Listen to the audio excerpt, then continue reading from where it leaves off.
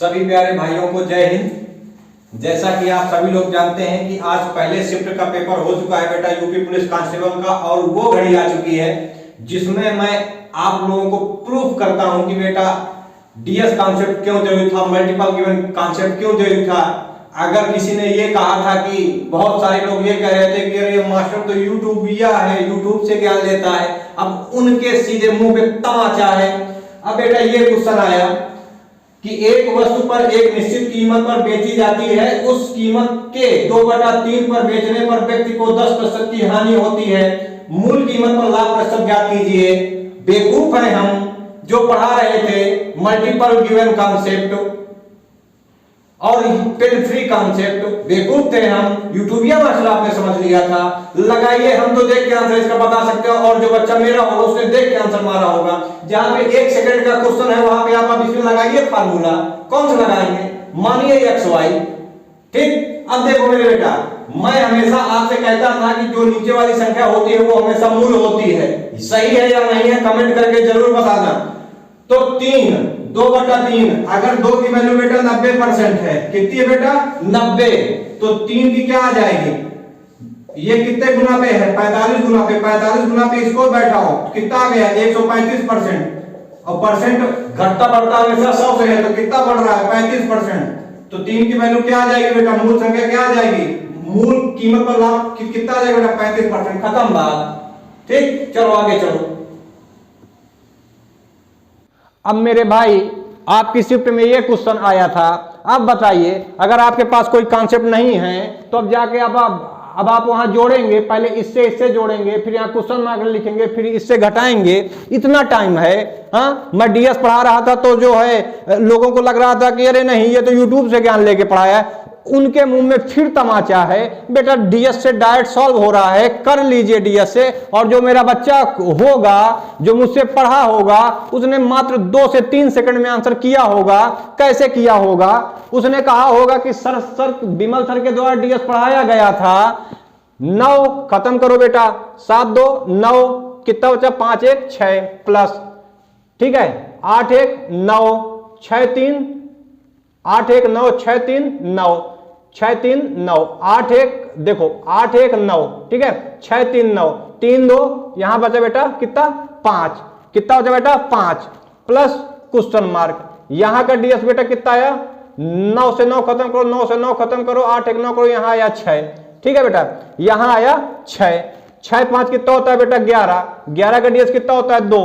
अब ऊपर दिखा दे रहा है, ठीक है। 11 का डीएस कितना होता है? 2, ठीक है। 11 का डीएस हुआ 2, और यहां क्वेश्चन मार्क, और यहां डीएस लाना है 6। अब मेरे भाई 2 में क्या जोड़ा जाए कि उसका आंसर 6 आ जाए? अब इनका डीएस निकालेंगे बेटा। डीएस वो सही होगा जिसका डीएस 4 होगा।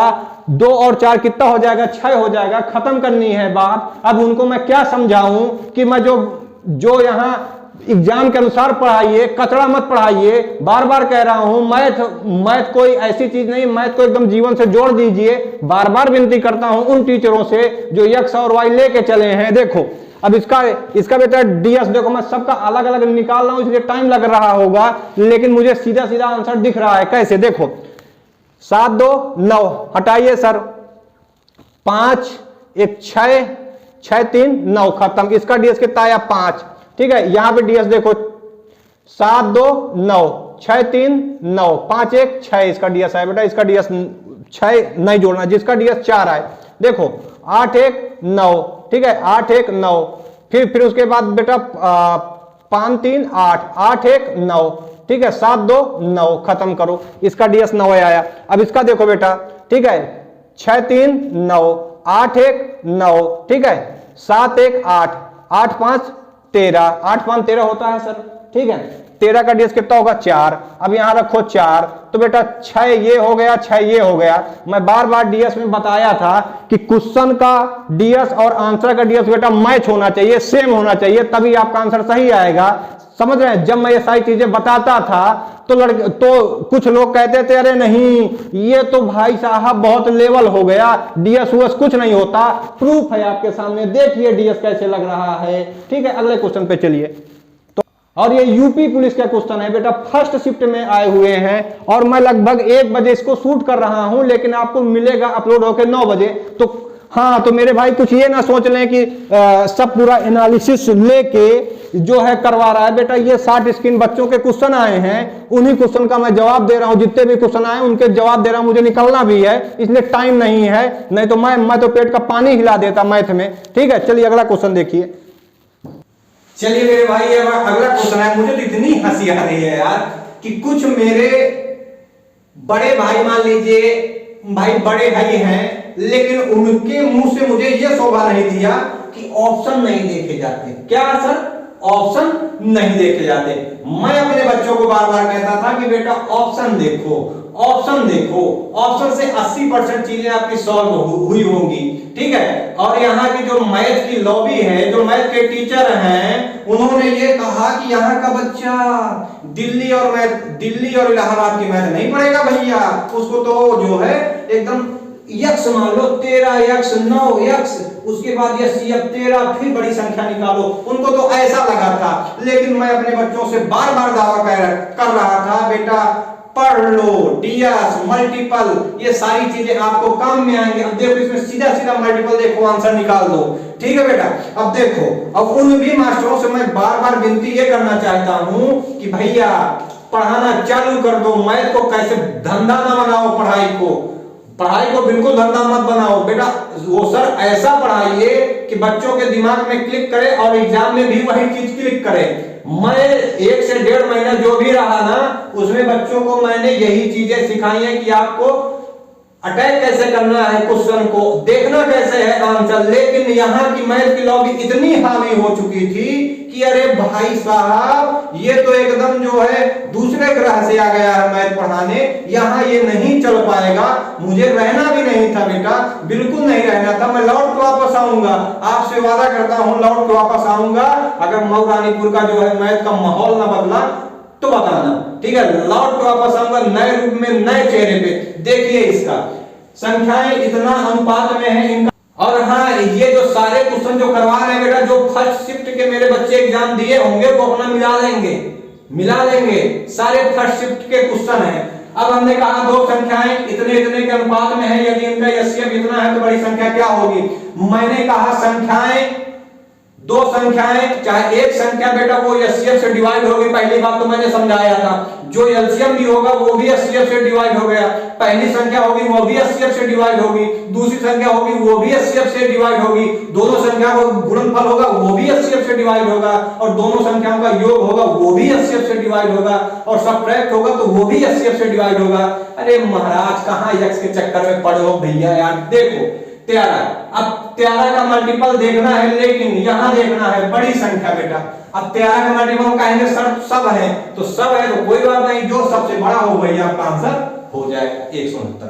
खत्म बात, आगे चलिए बेटा ये अगला क्वेश्चन देखिए सारे क्वेश्चन आपके शिफ्ट के हैं। पहली शिफ्ट के 17 तारीख की जो पहली शिफ्ट हुई है, सारे क्वेश्चन उसी शिफ्ट के हैं। ठीक है, अब देखो मेरे भाई ये क्वेश्चन आया था। ठीक है, या तो अब आप इसमें पीएचडी कर लो। ठीक है, जैसे अब आप इसको काटो 108, वो 108 बटा 36। अब इसको काटो यहाँ तो 108 बटा 36 गुणा 1/4। मैं यहाँ के टीचरों की आदत बता रहा हूँ बेटा, है 4 यानी 12 1 13/4। उसके बाद फिर कहते हैं 36 से कम 36 दिया 108। ये आया बेटा 3/4, ये आया 2/5 गुणे 13/4। फिर कहेंगे इससे गुणा करो बेटा, तो 2 1 कम 2, 2 दूनी 4, तो यहाँ पे आया 3/4 प्लस 13/10। उसके बाद एलसीएम कहेंगे 40 लो। ठीक है, क्या लो बेटा 40 लो, है ना 40 लो। उसके बाद फिर बेटा यहाँ पे आ जाएगा 30, और यहाँ पे आ जाएगा कितना 13 चौक 52, तो यहाँ पे आ गया बेटा 82/40। कितना गया बेटा 21/20। 21/20 मतलब आंसर आपका ये आ जाएगा 2 सही 1/20। खत्म बात। ठीक है, तो ये यहाँ, तो यहाँ पे बेटा क्या आ जाएगा 41/20। ठीक है, कितना बेटा 41/20। ठीक है, माय मिस्टेक, वो 21/20 कोई बात नहीं। कितना बेटा 41/20 आ गया। ठीक है, उसके बाद 2 सही ये है। ठीक है, आप भी खुश हम भी खुश, लेकिन आपको करना कैसे एग्जाम। ठीक है, देखो अब बेटा ये क्वेश्चन आ गया। ठीक है, मैं कहता हूं पेन भी नहीं छूना। अब आप जानते हैं 36 से कम 36, 36 तिया 108। अब 3 का गुणा इसमें होगा तो कितना हो जाएगा बेटा? 3/4। 3/4 हुआ। उसके बाद फिर बेटा जानते हैं कि ये 13/4 होता है, तो 2 से 2, 2 एकम 2, 2 दूनी 4, तो यहां पे क्या आ जाएगा बेटा? 13 और 4 आ जाएगा। कितना आ जाएगा बेटा? यहाँ पे 13 और कितना आ जाएगा? 13 और आ जाएगा। ठीक है, हम ये कहते हैं बेटा आपको एग्जाम में कैसे करना है। अब आप जान रहे हैं कि 36 से 108 जाएगा बेटा 3 बार में। अब 3 का गुणा कहां होगा बेटा? 1 में, तो कितना आ जाएगा बेटा? बताओ इसको। 3/4। ये सिर्फ आपके समझाने के लिए, मतलब पेन पे प्लस। उसके बाद ये 4 एकम 4 का 12 13, 13/4, मतलब 2/5 गुणे 13/4। उसके बाद बेटा यहाँ पे कितना आया? 3/4 प्लस 13 दूनी 6, मतलब 2 एकम 2, 2 दूनी 4। ठीक है, तो यहाँ पे आया 13/10। अब मैं यहीं पे आगे रुक जाता 20 एकम 20, 21/20। क्या 21/20 बेटा ये आएगा? कभी नहीं आएगा, देखने से पता चल रहा है, लेकिन देख लीजिए। यहाँ पे आया इसमें बेटा 40 आया। अब आप जानते हैं 30, यहाँ 52, यहाँ आया बेटा कितना? 82/40। अच्छा, अब कुछ मेरे भाई इनको यहाँ विश्वास नहीं होगा कि आंसर ये आएगा, उसको भी काटे कूटेंगे, तो उसके बाद जब 41/20 लाएंगे तब भी उनको भरोसा नहीं होगा कि हमारा सही है कि गलत है। फिर उसके बाद जो है बेटा इनको भाग देंगे, फिर रेशियो निकालेंगे। मेरे भाई ऐसा नहीं करना, ऐसा एग्जाम में नहीं करना चाहिए। ठीक है, तो डायरेक्ट हमारा यहां से भी आंसर आ सकता था, यहां से भी आंसर आ सकता था। ठीक बेटा, चलिए अगले क्वेश्चन पे।